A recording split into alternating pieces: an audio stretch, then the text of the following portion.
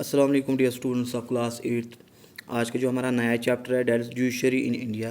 तो chapter start करते हैं। पहले तो इंट्रोडक्शन देख लें। In India we have rule of law, यानी कि इंडिया में लॉ का रूल चलता है। तो पहले हमने ये देखना है कि लॉ होता क्या है, लॉ को डिफाइन किस तरह से हम कर लें। Law is defined as a system of rules that are created और इन्फोर्स्ड थ्रू सोशल और governmental institutions to regulate conduct, यानी कि जो लॉस है वो सिस्टम ऑफ रूल्स होता है। ठीक है, तो वो इसलिए बनाया जाता है ताकि हमारी जो सोसाइटी है उसमें स्मूथ कंडक्ट रहे। It means that laws apply equally to all citizens, यानी कि जो लॉ होता है वो सभी सिटीजन्स के लिए बराबर रहता है। एग्जाम्पल में बोलो, अगर कोई सिटीजन अमीर हो और कोई सिटीजन गरीब हो तो उनके लिए एक ही लॉ डिफरेंट नहीं रहेगा, उनके लिए एक लॉ सेम रहेगा। And certain procedures have to be followed when law is violated. अब अगर कोई लॉ वायलेट हो जाए तो उस टाइम हमने कुछ प्रोसीजर्स फॉलो करने पड़ते हैं। To enforce this law we have judicial system that consist of courts that a citizen can approach when law is violated. तो जब जो जो ये लॉस होते हैं उसको इन्फोर्स करने के लिए जुडिशियल सिस्टम होता है, यानी कि कोर्ट्स होते हैं। ठीक है, तो और एक सिटीजन को इन्हीं कोर्ट्स को अप्रोच करना पड़ता है जब कोई लॉ वायलेट हो जाए। फॉर एग्जांपल, अगर किसी सिटीजन को लगता है कि मतलब मेरे कुछ राइट्स वायलेट हो गए हैं तो वो क्या करेगा, वो कोर्ट में जाएगा और वहाँ पे अपील करेगा। The judiciary is independent of government और एनी ऑर्गेनाइजेशन और पर्सन। जो ये जुडिशरी होती है यानी कि कोर्ट्स होते हैं वो इंडिपेंडेंट होते हैं। ठीक है, तो उस पर किसी का इन्फ्लुएंस नहीं चलता, चाहे वो गवर्नमेंट हो, चाहे वो कोई इन्फ्लुएंशियल ऑर्गेनाइजेशन हो या कोई अमीर इंसान हो। वर्क ऑफ जुडिशरी, तो जुडिशरी के जो तीन मेन काम होते हैं, three works of judiciary, that is dispute resolution, judicial review, upholding loss and enforcing fundamental rights. Dispute resolution, अब अगर कभी कभार क्या हो जाता है, डिस्प्यूट्स अराइज हो जाए, चाहे वो बिटवीन द सिटीजन्स हो जाए, चाहे वो between the citizen and the government हो जाए, या बिटवीन टू स्टेट्स हो जाए, या between the centre and the state governments, तो उस टाइम क्या हो जाता है, कोर्ट्स जो होते हैं, या चाहे वो हाई कोर्ट हो, चाहे वो डिस्ट्रिक्ट कोर्ट्स हो, चाहे वो सुप्रीम कोर्ट हो, तो वही डिस्प्यूट्स को रिजॉल्व करते हैं। ठीक है, तो जो मेन काम होता है कोर्ट्स का, जुडिशरी का, तो वो डिस्प्यूट रिजोल्यूशन का होता है।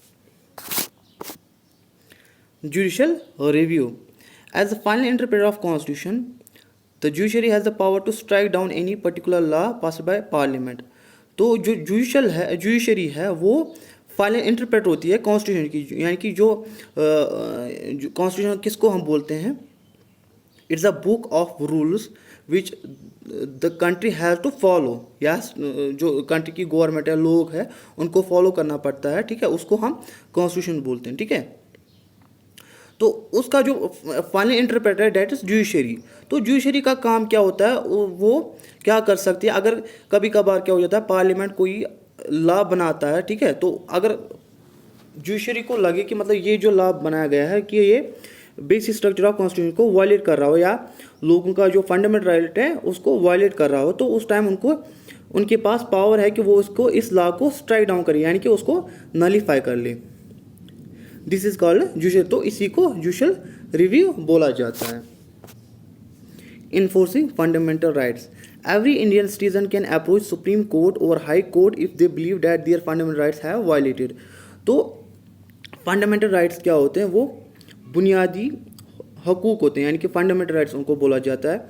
तो उसमें क्या होता है, जैसे कि आप किसी पर्टिकुलर रिलीजन को फॉलो कर रहे हो तो आपको हक है कि मतलब आप उस रिलीजन में जो प्रैक्टिस होते हैं उसको फॉलो कर सकते हैं। अब अगर आप के अगेंस्ट कोई जाए कि मतलब आपको अपना जो रिलीजन है उसको प्रोफेस ना करना दे, ठीक है, तो आपको उस टाइम आपकी जो फंडामेंटल राइट है उस टाइम वॉलेट हो जाती है। ठीक है, तो आपके हक है कि मतलब आप उस टाइम सुप्रीम कोर्ट में जा सकते हैं या हाई कोर्ट में जा सकते हैं। ठीक है, तो वहाँ पे अपील कर सकते हैं that my fundamental right has been violated.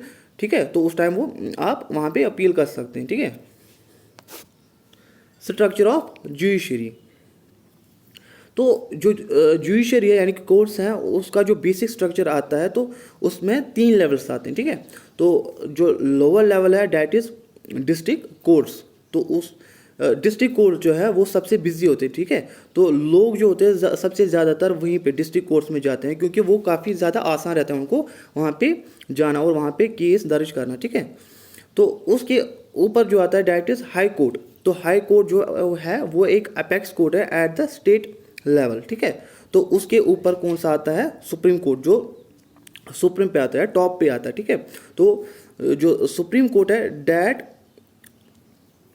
is all the other courts including district courts and high courts, they work under the supervision of supreme court।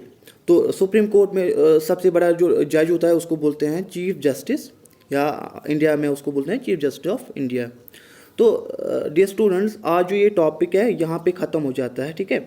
तो इस चैप्टर में जो नेक्स्ट टॉपिक बचे, जैसे कि लॉस में जो टाइप्स है, क्रिमिनल लॉस, सिविल लॉस, तो कुछ और भी टॉपिक्स आते हैं, तो हम नेक्स्ट वीडियो में पढ़ेंगे। Thank you very much.